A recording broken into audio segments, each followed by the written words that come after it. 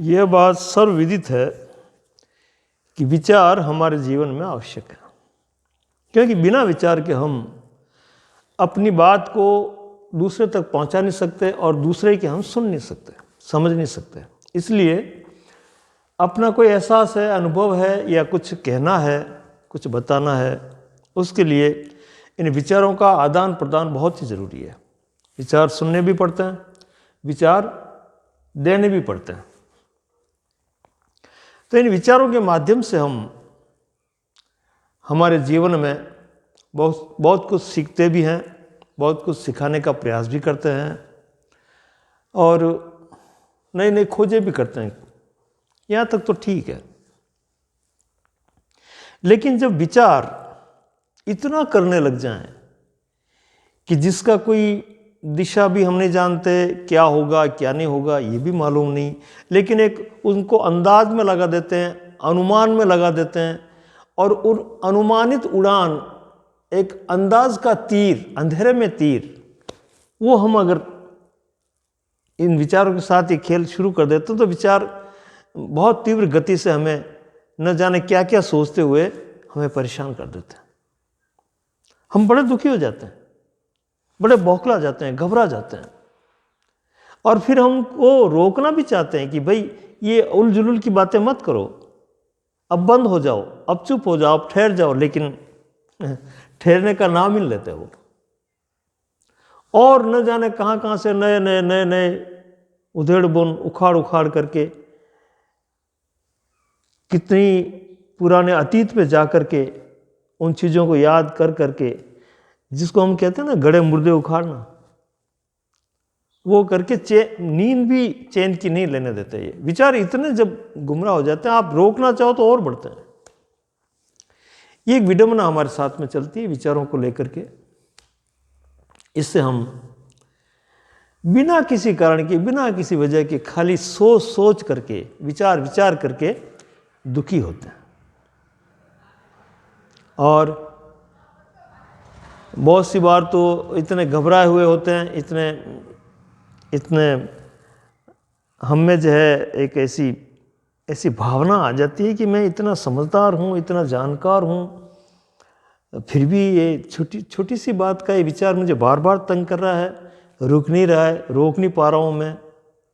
और इसके लिए किसी से सलाह लूँ तो भी कैसे लूँ, क्योंकि मैं तो सलाह देने वाला हूँ इसलिए बड़ी बेचैनी से होती है और अंदर ही अंदर उसका द्वंद्व जो है, कोलाहल चलता रहता है। एक मज़ेदार कहानी सुनाता हूँ मैं आपको, वो अपने को समझने जैसी है, बड़ी अच्छी कहानी है वो। एक बार क्या होता है कि एक राजा की सवारी निकलती है और राजा हाथी पर बैठा हुआ है, दोनों तरफ उसके जो है हवाएं कर रहे हैं, लोग बैठे हुए, चमट डले हुए, एक छाता छतरी टाइप लगी है। वो जो आप ख्याल करो पुराने समय का, राजा महाराज जी की जब सवारी निकलती थी उसमें अपने जो भी उनके पास वैभव था उसको बताते हुए वो निकलते थे। पीछे जो है घुड़सवार भी थे, पैदल भी थे, आगे जो है बड़े बैंड बाजे ये सब बज रहे थे, बड़ी शान से सवारी निकल रही।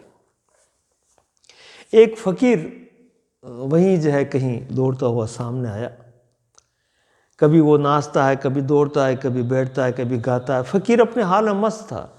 वो सिपाही कह रहे थे कि भाई एक तरफ हो जा, राजा की सवारी आ रही है। फकीर कहता है कि क्या फ़र्क पड़ता है, थोड़ी देर रुक जाएगा, मेरा भी नाच वो देख लेगा, मैं भी मस्त हूँ, मेरी मस्ती कैसी है और उसकी मस्ती कैसी है थोड़ा देख के अंदाज लगा लेगा।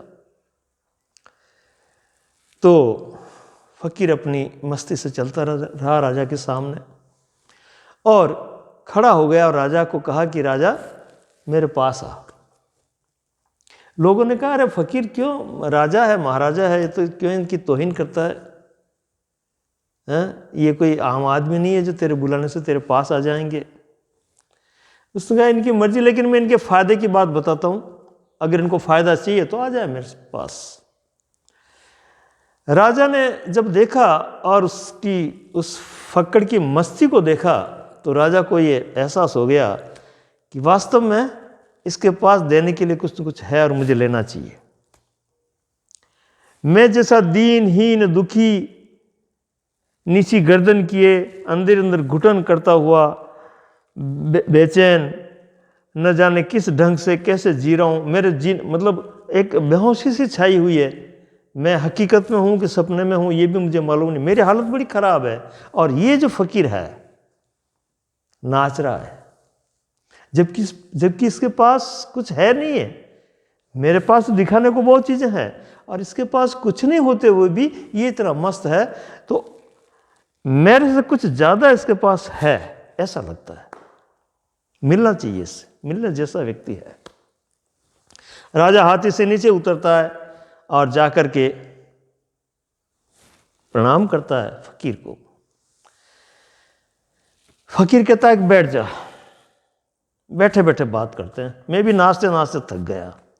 उस धूल में फकीर बैठ जाता है।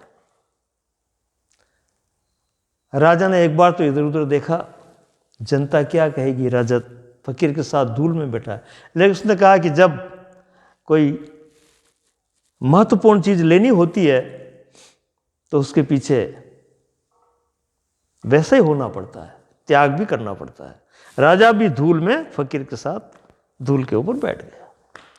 फकीर ने धीरे से राजा के कान में कहा कि राजा तू बड़ा दुखी है, और दुखी इतना है कि तेरे दुख को किसी को कह नहीं सकता। अंदर अंदर घुटन चल रही, तेरे बड़ा बेचैन है। तू चैन की नींद सो नहीं सकता, तू ठहाके मार करके मुस्कुरा नहीं सकता, तेरे पाँव में वो थिरकन नहीं जो तू नृत्य कर सकता, तेरे हृदय में वो गुंज नहीं जो कंठ में से होकर के गीत की तरह इस प्रकृति में गुंजायमान हो सके। तू मरा मरा सा जी रहा है। राजा को सब मालूम पड़ा। अंदर अंदर सोचा उसने और कहा कि सत्य वचन, बिल्कुल आप सही कह रहे हो, तो मैं करूं क्या? फकीर थोड़ा मुस्कुराया और एक डिब्बी राजा को पकड़ा दी हाथ में। उसने कहा इसमें सूत्र है, इस डिब्बी के अंदर एक कागज है, कागज के अंदर एक सूत्र लिख करके मैंने रख दिया है, और वो सूत्र तभी पढ़ना है तुम्हें, यानी कि डिब्बी तभी खोलनी है जब तुम्हारी जी जान पर बात आ जाए, मरने तक की नौबत आ जाए, अब कोई सहारा ना बचे, सब सुरक्षा खत्म हो जाए, विचार तेरे बंद हो जाएं, कहीं कुछ करने की गुंजाइश ना हो, तब जाकर के इस डिब्बी को खोलना, वो कागज निकालना और पढ़ना, उसके पहले नहीं। ठीक है साहब। डिब्बी राजा ने रख ली। वापस जो है राजा अपने हाथी पर चढ़ा, उसकी सवारी फिर से रवाना हो गई और फकीर जो है अपने हाल में मस्त गीत गाता गुनगुनाता वो भी निकल गया। अब क्या होता है मित्रों कि कुछ समय बाद में एक कोई राजा, दूसरा राजा, पड़ोसी राजा, उस राजा पर आक्रमण कर देता है, राज्य पर। उसकी सेना भी तगड़ी थी, वो राजा भी बड़ा कुशल था। तो ये वो जो डिब्बी वाला जो फकीर ने बताया ना, वो राजा भी आक्रमण करता है, लेकिन उसकी सेना इतनी कुशल नहीं होने से पीछा करती है वो पड़ोसी राजा की सेना, उस पर पीछा करती है। तो सैनिक आगे आगे भागते हैं, वो राजा भी पीछे पीछे भागता है और पड़ोसी राजा बराबर आक्रमण करता जा रहा है। जंगल में लेकर के घोड़ा उस राजा का चला गया, उसके सैनिक एक तरफ हो गए और उस पड़ोसी राजा के सैनिक आक्रमण करते करते इतने नज़दीक आ गए कि अब जैसे मरने मारने की बात आ गई। उसने विचार किया कि अब वो डिब्बी खोल लूं और पढ़ लूं जो फकीर ने कहा है। क्या सूत्र है उसमें? उसने कहा था कि जब जन्म मरण का प्रश्न आए, ऐसी घड़ी आए कि जिसका तुम मुकाबला न कर सको, उस समय इसको खोलना। अब खोल लूं, लेकिन राजा ने फिर भी हिम्मत की कि नहीं, अभी भी समय है, अभी भी मैं इनका मुकाबला कर सकता हूं, इनसे छिप सकता हूं, दूर भाग सकता हूं। तो राजा अपने घोड़े को, एक घनघोर जंगल था, उस झाड़ियों के अंदर उस घोड़े को बढ़ा दिया। बढ़ाते बढ़ाते घोड़ा आगे बढ़ा, आगे बढ़ा, आगे बढ़ा और एक जगह जाकर के घोड़ा रुक गया। क्यों कि वहाँ से नीचे गहरी खाई थी, अगर घोड़ा आगे बढ़े तो घोड़े सहित राजा दोनों खत्म हो जाए। राजा घोड़े से नीचे उतरा, बैठा रहा। सूर्य भी अस्त हो गया था, इधर अंधेरा छा गया था। राजा बड़ा भयभीत था, अब क्या होगा, इधर आगे जाऊं तो खाई, मरना इधर भी है, और बैठा रहूं तो अब उन शत्रुओं के घोड़ों की टाप नजदीक सुनाई दी उसको। उसने विचार किया कि शत्रु भी नजदीक आ रहे हैं, नहीं कूदूंगा तो ये मार देंगे, मामला बड़ा मुश्किल है। राजा ने देखा यही समय है इसको पढ़ने का, सूर्य भी अस्त होने वाला है, थोड़ा सा उजाला है, पढ़ लो इसको। डिब्बी खोली, कागज निकाला और उस फकीर का सूत्र उसने पढ़ा। वो सूत्र क्या था वो आप भी ध्यान से सुनिए, हमारे भी जीवन में काम आ सकता है। उसमें एक छोटी सी लाइन लिखी थी, वो लाइन याद रखने जैसी है। उसमें लिखा था, यह भी बीत जाएगा, यह भी बीत जाएगा।